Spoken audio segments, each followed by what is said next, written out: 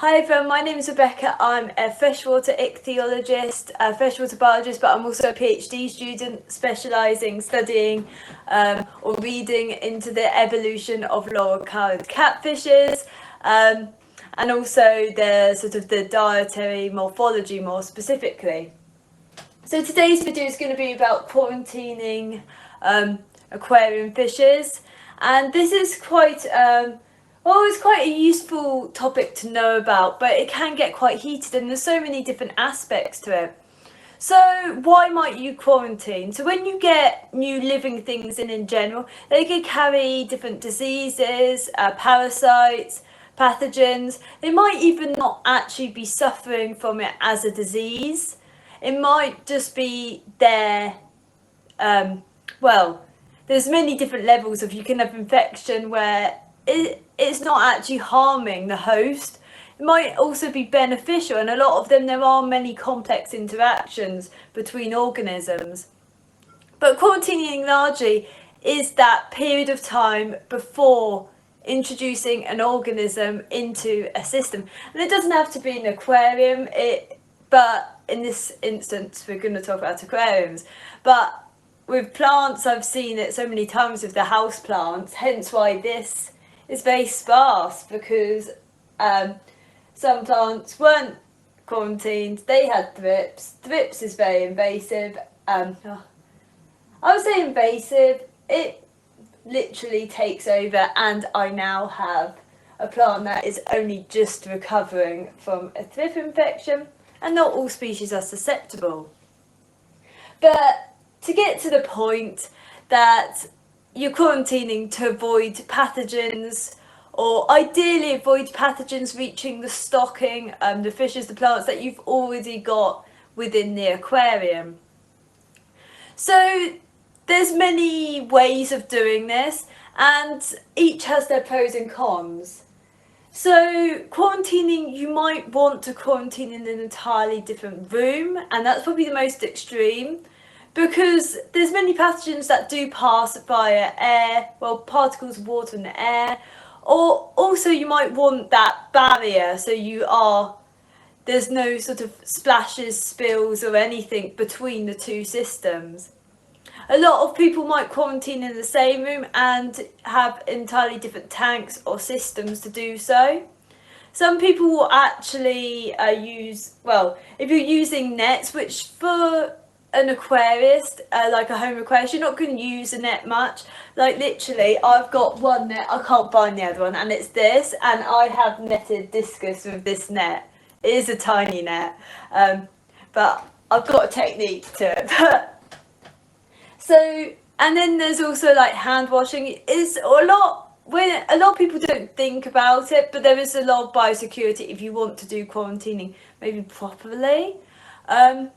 You might also just have it's just a separate tank in the first place. You might not be thinking about all the different procedures of actual biosecurity, which is why I think a lot of quarantine might have a few flaws to it.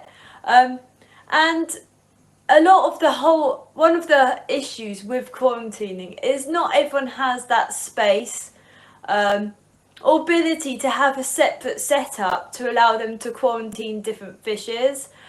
Or even different plants, and you've got to have a cycled tank. Having a sparse tank as well, it might seem good if you want a sterile habitat, but some species really need that mature setup, maybe that more, how do you explain it, like a more biologically stable, it's gone through succession of different bacteria, different microbes, archaea, all the different things. And that's where they succeed. So say otosynthesis, they're not going to do well in that bare setup that a lot of quarantines, because when you think about diseases, you kind of think you want a sterile setup that is not going to be like spreading so easily. But that doesn't always work for that instance. So then you've got so many other variables, and I think fishes have a little bit more variables than quite a few other animals. A lot of pathogens can spread just via the hands and stuff like that. So when people have a go or argue about the whole topic. I do think it's a bit unfair because sometimes it is about space. So thinking more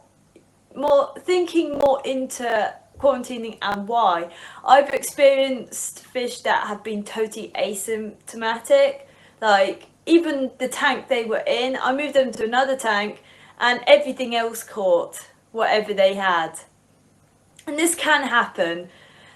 So how long would you quarantine for? So generally a lot of people will give you varied times, 1 week, 2 weeks, a month or more. And it really varies what you're looking for because firstly, you might want to cross off like the diseases that are quite easy to show. They don't require any sort of stress. They're probably the worst ones you're going to get.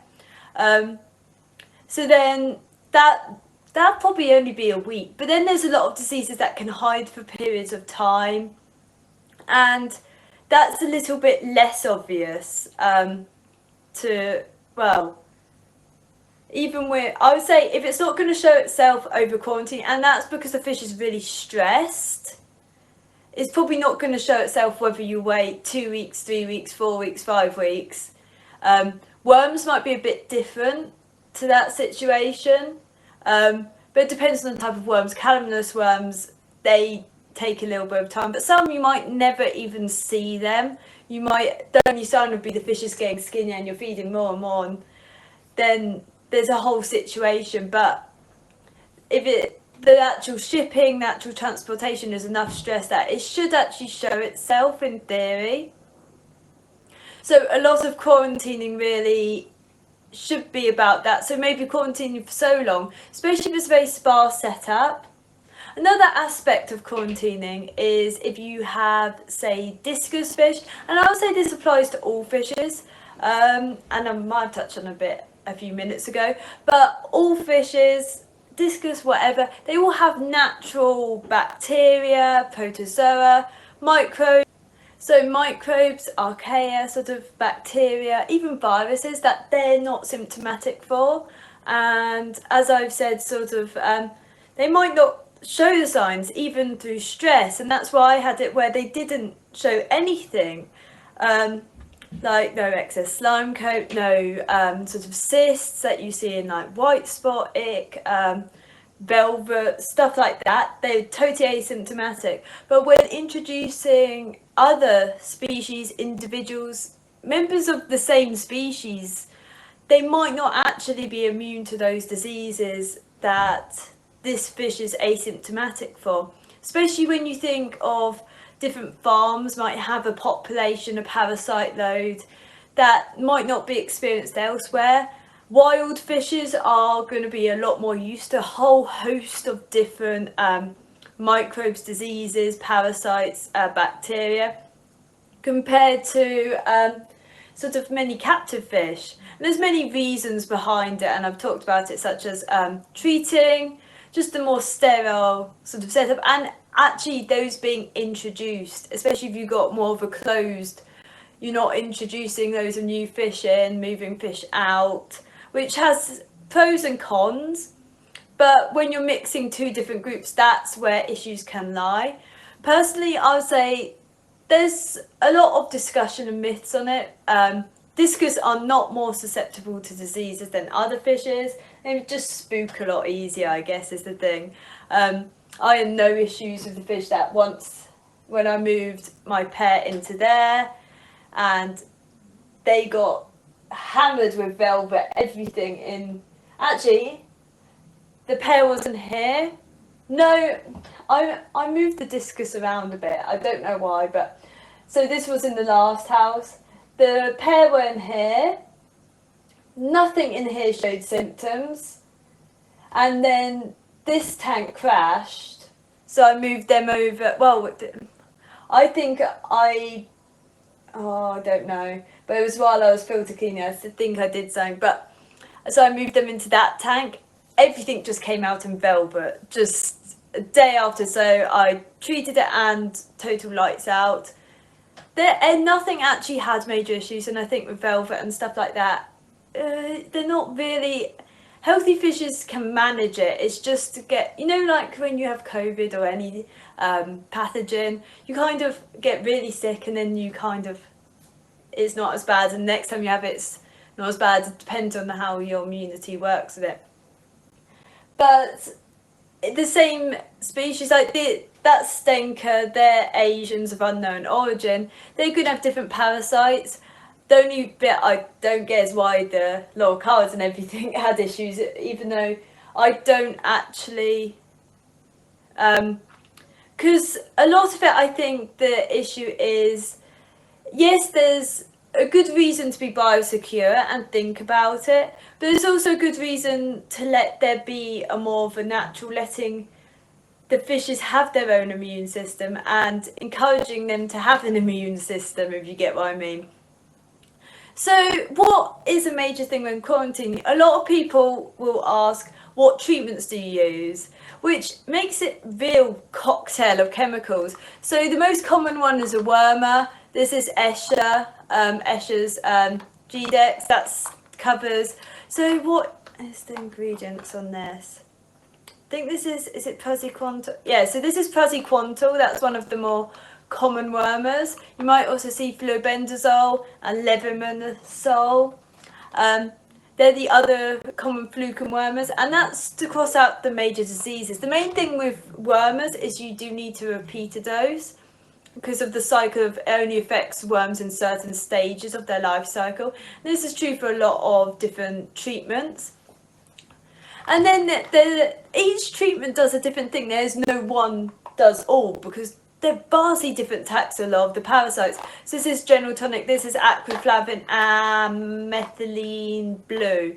So that would target, say, bacteria and fungi, but not all, because bacteria is a vast group of, organisms, and then what parasitizes and what doesn't. Problem is you're adding a real cocktail in if you're doing this, because you're thinking, I've got to get rid of all the worms on this fish, then I've got to get rid of all the bacteria. And then what about the fish's gut? What about its natural ecosystem? And these ecosystems help prevent disease and also help with maybe digestion. And also, it's more, they need that ecosystem, just because you might actually end up killing half of the ecosystem, and then you've got the most virulent, the most the taxa of bacteria that are most rapidly going to grow, most rapidly going to cause issues left. And also you're putting your hands in it. A lot of these chemicals are actually toxic. I think methylene blue or malachite green definitely is a carcinogen, so carcinogens cause cancer.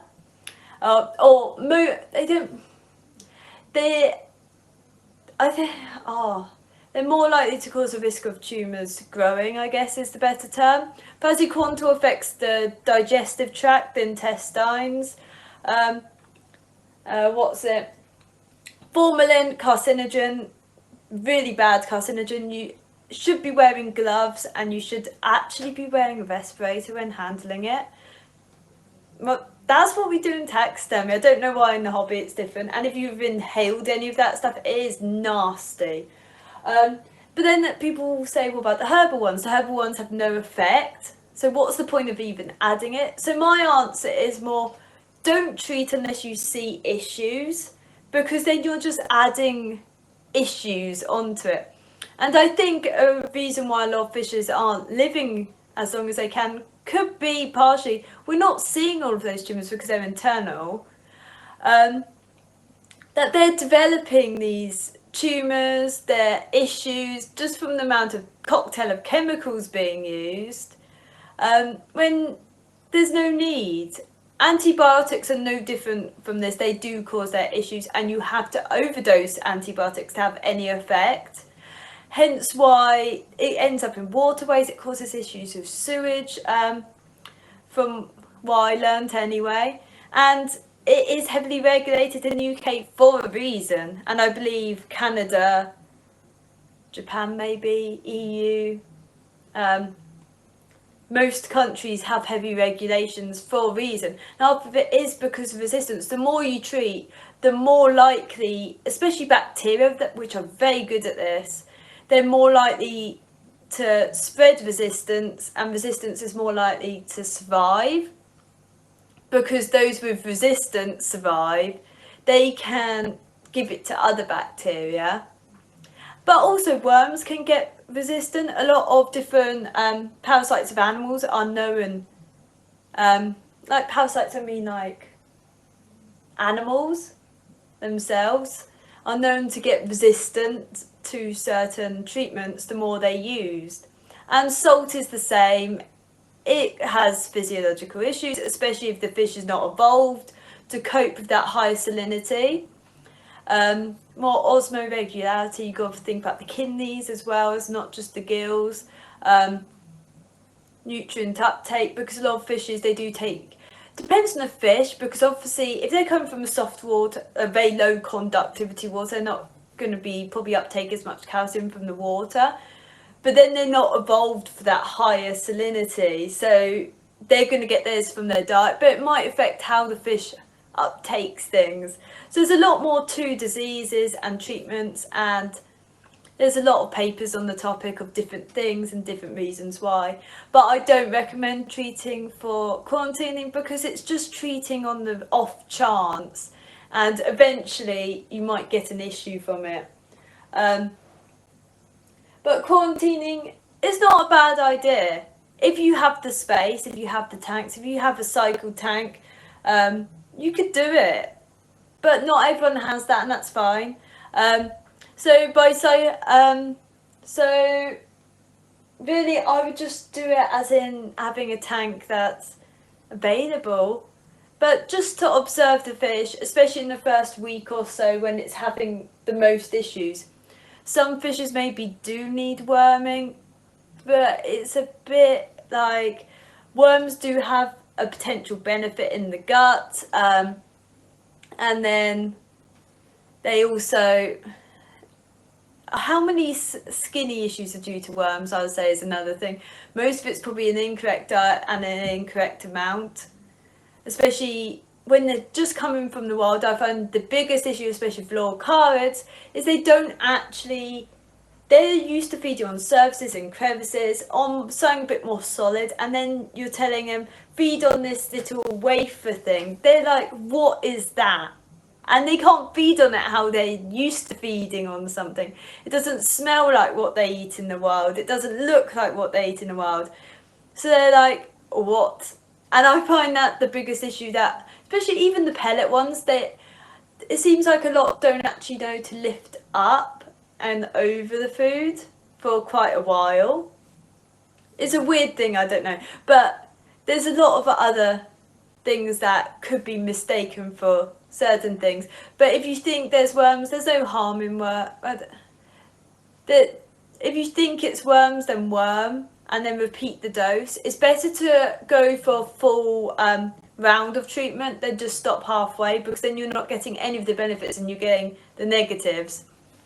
And then make sure they're always in date. So that's why I don't really have a first aid box, because they go out of date, and I don't use treatments much. Like this goes out of date in, well, basically on the April, this one last year. So that will definitely not get used. And I find a lot of fish diseases, you don't need to be like, oh, I see it, it's going to kill this second, I'm going to have to treat. So you can pop to the store, or even just Amazon is quick enough. So I don't actually happen to have things offhand. I also don't have the space to quarantine. I tend to go for the same sources for fish, and I know they're usually reliable or are reliable. So then I know that the fishes are generally healthy. I look at the health of the fish. Some fishes I give more of a benefit of doubt, like skinny lorcarids, I'm fine with, because I know it's most likely feeding and I could put the work in. Discus, hit and miss. I find they don't recover that well once they're gone. And to be honest with Noel Cars is the same. But I don't have the space to quarantine, and it's fine. I don't get diseases actually much. The fact that these are out of date says a lot. This I got ages ago. I don't even remember what for, because if it was expired last year, that's a backup one because I bought two. This I think I bought 2-3 years ago. So if you don't, I don't know. Anyway, I'll end this video here. Thank you for watching. If you like my videos, please comment, like, subscribe. I'm happy to answer questions. There's the Facebook groups, which are kind of easier for me. And thank you for watching. Anyway, thank you.